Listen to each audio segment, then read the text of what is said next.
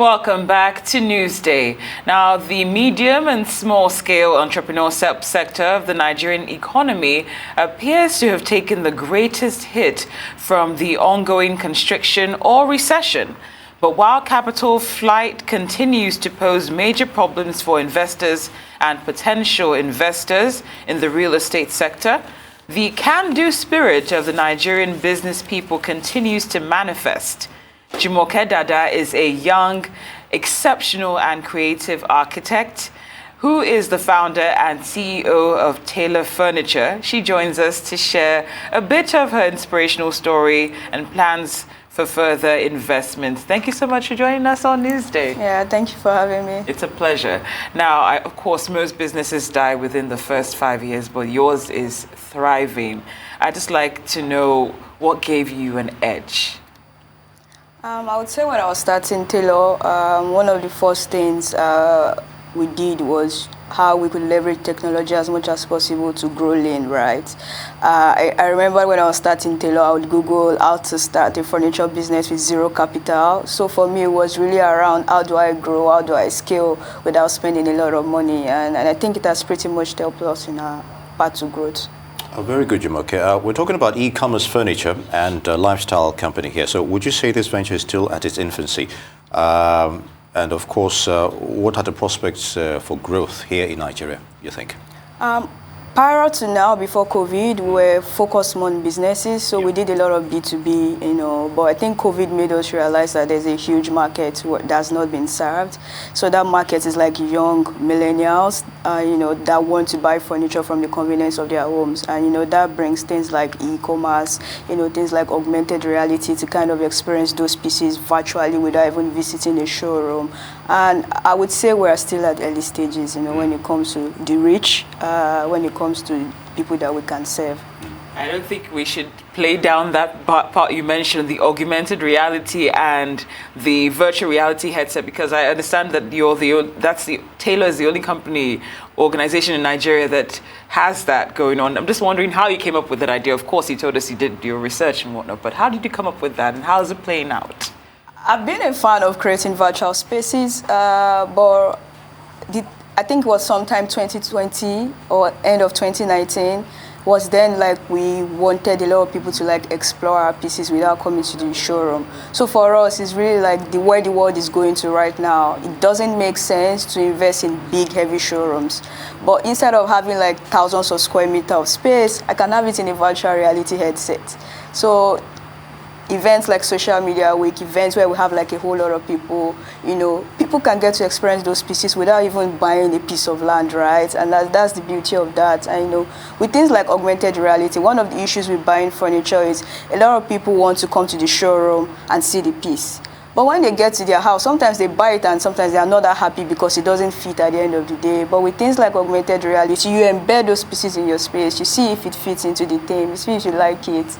All of those buying decisions are faster, leveraging that kind of technology. And also metaverse is coming soon. So I just like to follow up, Nini, if I may, because in a society like ours, we like to see things because of, scams and whatnot. So how has that worked out for you? How were you able to ensure that people felt comfortable with that virtual experience? So for Taello, one thing that's helped us is you have a lot of people that experience the pieces and they're so excited and happy about it and they spread the word, right? So for a lot of customers that buy from Taello, they already trust the brand, right? From UGCs they see from people and people who have shared videos or their friends that get to use it. So most of the people that get to spread the word about Taello majorly comes from customers who have used the piece and I can vouch for these guys and you can trust them. The quality is top notch. So, Jumoke, to a large extent, there's a lot of customization in what you do. That is, the clients give you an idea of what they also want. Then you embed that on the visual aspect of what's on display. We used to do that in 2020, but after COVID, we moved to standardizing all our products. So right now, we don't offer customized items, except if you are changing fabrics or you are changing maybe some finishes, which will have standard finishes you have to choose from. Because I think during COVID, when we launched the Amaki Sheetable, for instance, we saw us selling thousands of units in less than 6 months. And having to roll out pieces as fast as that, customization might kind of drag us back.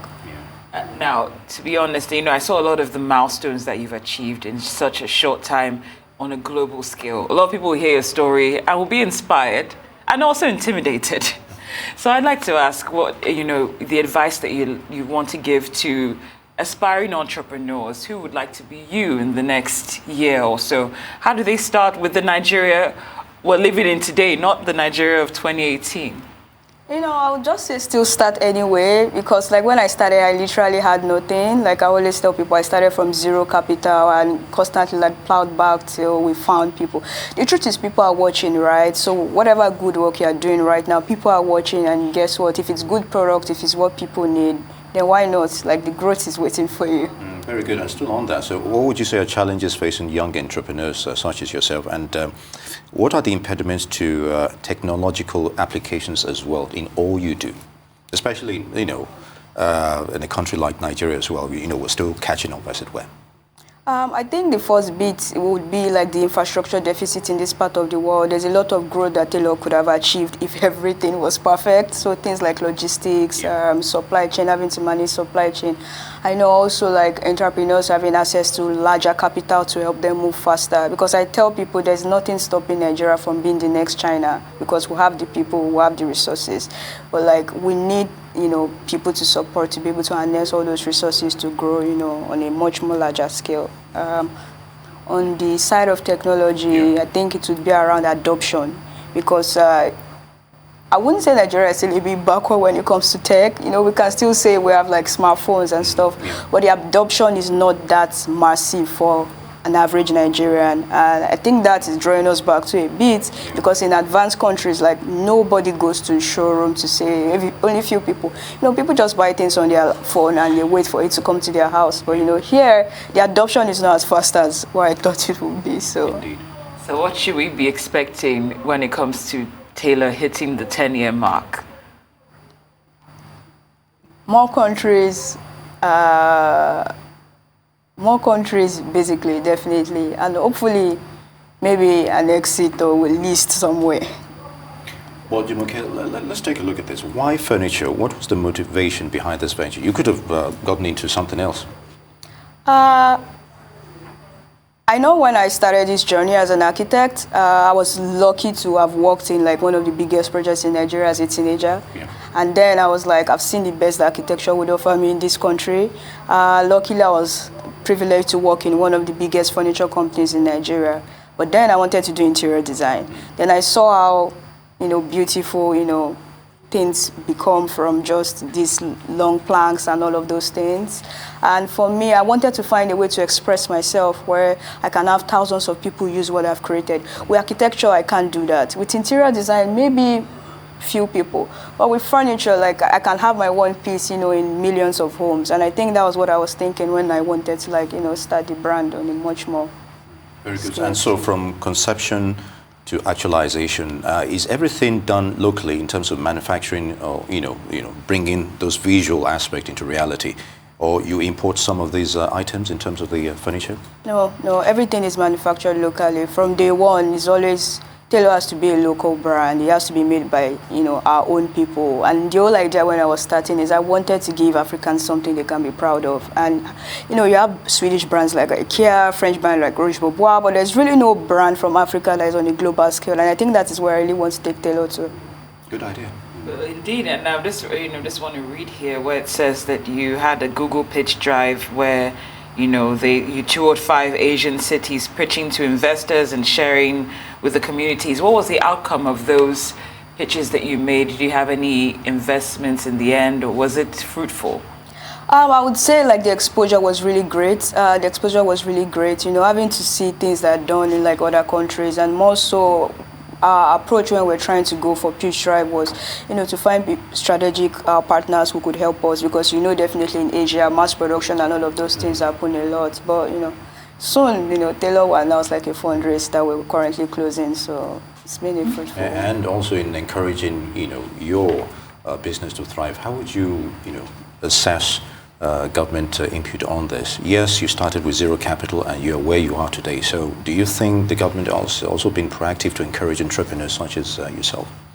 Well, I've not been a beneficiary of what the government is offering, to be honest.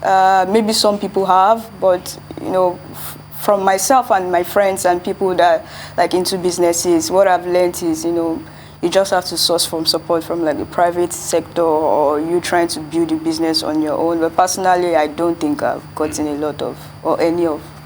Such message. And for the person who's tuning in, has never had a business idea, has heard your story and is inspired, doesn't even have a clue on what do I go into, what do you have to say to that person? But they want to be Jumoke Dada in 2 years. What do you have to say to that person? And I'm talking clueless here.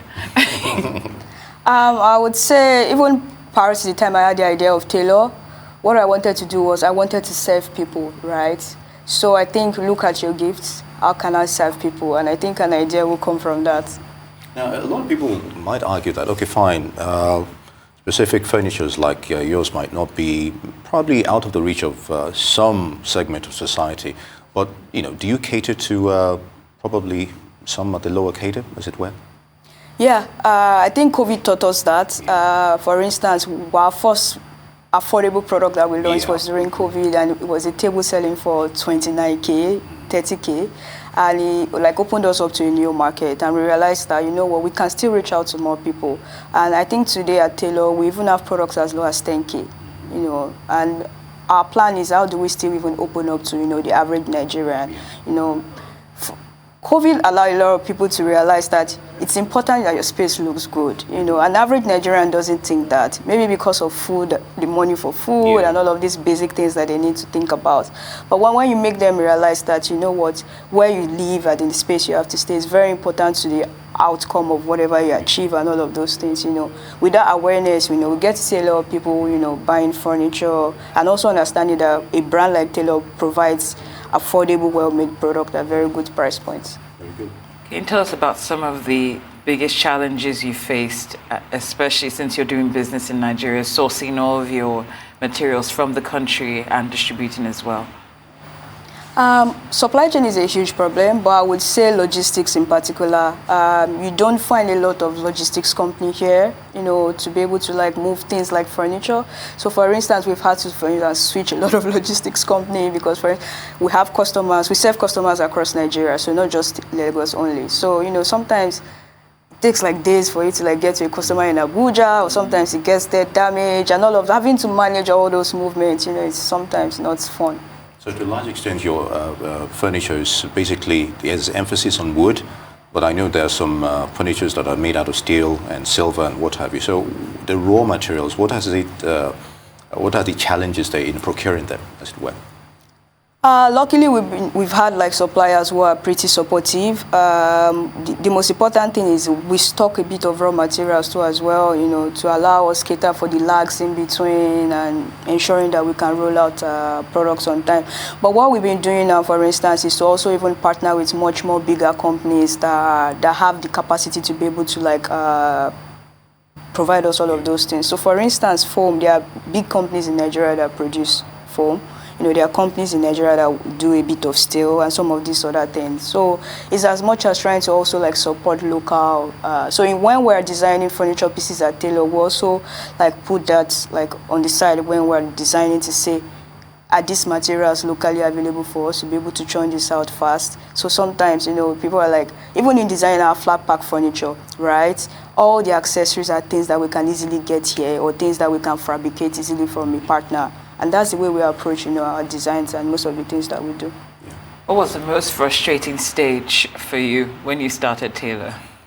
I think it was the very beginning where, I think hiring artisans and managing them, it was really frustrating. I know as a young person, when you are starting out, I don't have everything I have now. So back then, I used to be the HR, customer experience. I think that part was the worst part of my life. Yeah. But now things are better, so. Now you're being featured on,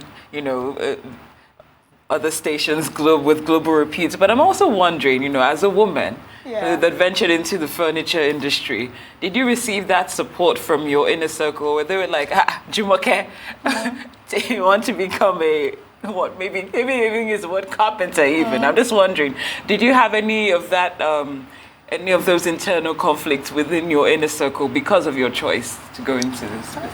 Not really. Maybe because I'm this kind of person that when I'm building, I shut out voices outside, so I don't get to hear. To be honest, I don't. Maybe people must have said it, but like I didn't hear them. So I think that's just the kind of person I am. So to a large extent, when you venture into things like this, and of course you're an indigenous company, and you're also saving foreign exchange, whereby a lot of these products are actually being sourced within the country. And in that scenario, how do you hope to compete? Or what has been the scenario so far with other established companies who have also, it's been more of importation as it were, but they're also on ground as well. So what are the narratives here? There's something Taello understands that other brands don't understand, and I feel like that's what has really helped us.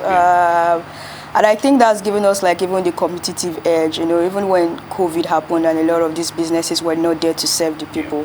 I will say the trick is Taello is always there to serve the people, no matter what time, no matter the situation of the country at any point, and we'll always find a way to do it. When you want to go global, which countries are you targeting? Part of my plan definitely is, like I said, I want to give like Africans something that they can be proud of. So part of it would be, Taello is currently in Kenya right now, so Taello has a branch in Kenya, we'll sell to Kenya. But part of my goal is also to, take pieces from here and ship to places like Europe and US. I've heard guys like Bob Oshodin do it in the past. And I feel like if he did it, I can do it right. It's very possible to take things from here and take it there. It's interesting, and I think I want to explore that part. Remember us in your kingdom, though. Okay, just finally, briefly, what inspiration do you get? For every pieces, you get an idea that, okay, fine, this is what I want to inculcate in it. And you said, okay, customization is out of the way for the time being, and standardization, that's the end. So how do you come up with this idea? So, this furniture is going to look like this. Well, my creating things or pieces, I think it comes from a lot of place of solitude. So most times, like I'm all by myself. There's good food, and I just try to, kind of feel the mood and the kind of vibe that I want. And the good thing with Taello is we decide what people use. I think that's the interesting thing. We don't try to look at trends and stuff. If we say today we're selling a Lausa sofa, then everyone buys it. And I think that's like the really interesting bit, because during COVID, for instance, the Amakishi table that blew Taello up, I think I stayed in the office for 1 month. So throughout the lockdown, I was in the office, just watched movies, ate, and, felt that calm, and created, like, based on what I feel that people would need at that point. And I think it pretty much turned out well. Very good. Yeah. And on that note, Jumoke Dada, creative architect, founder at Taello Furniture. It's good to have you with us. Thank you so much for having me. I enjoyed the conversation. Thank you. We enjoyed having you.